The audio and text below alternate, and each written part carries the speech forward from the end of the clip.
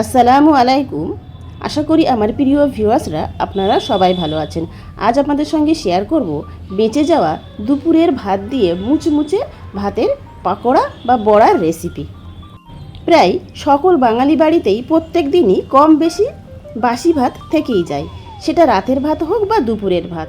আর এই বাসি ভাতের সঙ্গেই ঘরে থাকা কয়েকটি উপকরণ দিয়েই দারুণ মজার ভাতের পকোড়া বা বড়া বানিয়ে নিয়েছি। আজকে রেসিপিটি ভালো লাগলে লাইক কমেন্ট শেয়ার করবেন, নতুন বন্ধু হলে সাবস্ক্রাইব করে বেল বাটনটি অল করে রাখবেন, তাহলে আমি যখনই নতুন কোনো ভিডিও দেব সবার আগে নোটিফিকেশন আপনাদের কাছে পৌঁছে যাবে। তাহলে আসুন এই সহজ রেসিপিটি দেখে নেওয়া যাক। প্রথমেই এই স্টিলের বাটি মেপে 2 বাটি বাসি ভাত নিয়েছি। যেহেতু আমি সন্ধ্যাবেলা বানাচ্ছি, দুপুরের বেঁচে যাওয়া ভাত ছিল, সেখান থেকে আমি এই 2 বাটি ভাত নিয়ে নিলাম। আর এখানে একটা মিডিয়াম সাইজের আলু সিদ্ধ করে নিয়েছিলাম, এই সিদ্ধ আলুটাও দিয়ে দিলাম। আমি ভাতেই দিয়েছিলাম আলুটা, খুব সুন্দরভাবে সিদ্ধও হয়ে গেছে। খোসাটা ছাড়িয়ে নিয়ে এইভাবে হাত দিয়ে ম্যাশ করে দিচ্ছি। এবার এখানেই দেব একটা বড় সাইজের পেঁয়াজ কুচি, একটু ছোট ছোট করেই কুচিয়ে নিয়েছি, সব দিয়ে দিলাম। আর 1 টেবিল চামচ থেতো করে নেওয়া রসুন আর 1.5 টেবিল চামচ থেতো করে নেওয়া আদা। আপনারা চাইলে আদা রসুনের পেস্টটাও দিতে পারেন, তবে আমি বলবো থেতো করে দিলেই খেতে ভালো লাগে। এখানে আমি বেশ কিছুটা ধনেপাতা কুচি দিলাম আর স্বাদ মতো কাঁচা লঙ্কা কুচি, নিজেদের স্বাদ মতো লঙ্কা দিয়ে দেবেন। আর আন্দাজ মতো লবণ, আর দেব 1/2 টিস্পুন জিরে গুঁড়ো আর 1/2 টিস্পুন ধনে গুঁড়ো। এখানে চাইলে কালো গোলমরিচ গুঁড়োও দিতে পারেন, আমি আর দিলাম না, ধনে আর জিরে গুঁড়োই দিয়ে দিলাম। আর এখানে সুন্দর কালারের জন্য দেব 1/2 টিস্পুনের একটু বেশি দিলাম কাশ্মীরি রেড চিলি পাউডার। আর এখানে আমি একটা গন্ধরাজ লেবুর 4 ভাগের 1 ভাগ নিয়েছি, এটা রসটা চিপে আমি দিয়ে দিলাম। আপনাদের কাছে যদি পাতি লেবু থাকে তাহলে পাতি লেবুর রসটাও দিয়ে দিতে পারেন। আমার কাছে গন্ধরাজ লেবু ছিল তাই গন্ধরাজ লেবুর রসই দিয়ে দিয়েছি। আর এখানে আমি 4 টেবিল চামচ কর্নফ্লোর দিয়ে দিচ্ছি। কর্নফ্লোরের পরিবর্তে অ্যারারুটও দিতে পারেন, বা কর্নফ্লোর অ্যারারুটের পরিবর্তে বেসনও দিয়ে দিতে পারেন, সেই ক্ষেত্রে বেসনের পরিমাণটা একটু কম করে দেবেন।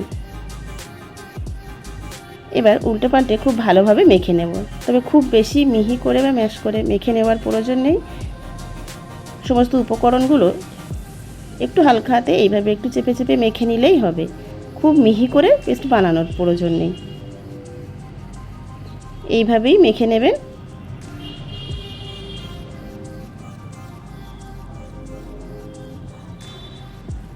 উল্টে পাল্টে খুব সুন্দরভাবে মেখে নিয়েছি। হাত ধুয়ে আমি পরিষ্কার করে নিয়ে হাতে একটু তেল মেখে নিয়েছি। এবার বড়া বা পকোড়ার শেপগুলো দিয়ে নেব, নিজেদের পছন্দ মতো ছোট বড় যে কোনো সাইজে বানিয়ে নিতে পারেন। আমি আগেই সব বানিয়ে রেডি করে নেব, তারপর ফ্রাই করব। একটা বানিয়ে নিলাম, সবগুলো একই রকমভাবে আমি বানিয়ে নেব, নিজেদের পছন্দ মতো যে কোনো শেপে বানিয়ে নিতে পারেন।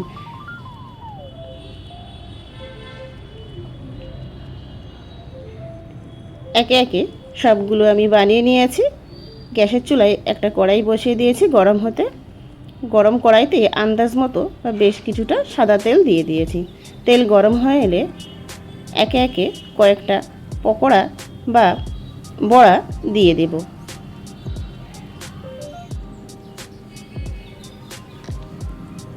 মিডিয়াম ফ্লেমেই ভেজে নিতে হবে, আর একটু গ্যাপ রেখে রেখেই দিয়ে দেবেন। টিস্পুনের সাহায্যে ভেবে একটু সরিয়ে সরিয়ে দিলাম সাইড করে। এখানে আমি আরও একটা পকোড়া দিয়ে দিলাম। এক পিঠ ভাজা হয়ে এলে অপর পিঠটা উল্টে দেব। এইভাবে উল্টে পাল্টে ক্রিস্পি করে ভেজে নিতে হবে।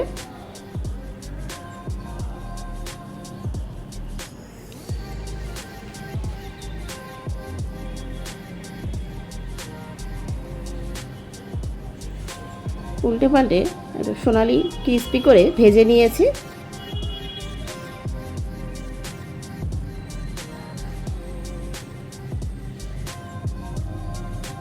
এবার তেল ঝরিয়ে উঠিয়ে নেব। প্রথমেই গরম তেলে যে দুটো বড়া দিয়েছিলাম সে দুটো আগে উঠিয়ে নিলাম, বাকিগুলো তেল ঝরিয়ে সব উঠিয়ে নেব।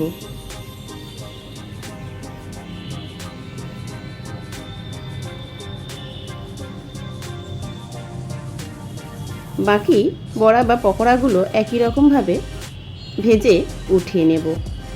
তাহলে দেখে নিলেন তো কত সহজেই আর অল্প সময়ের মধ্যেই বাসি ভাত দিয়ে পকোড়া বানিয়ে নেওয়া গেল। আমি একটা সার্ভিং প্লেটে ইচ্ছে মতো একটু সাজিয়ে নিচ্ছি, টমেটো কেচাপ দিয়ে সার্ভ করে নিচ্ছি।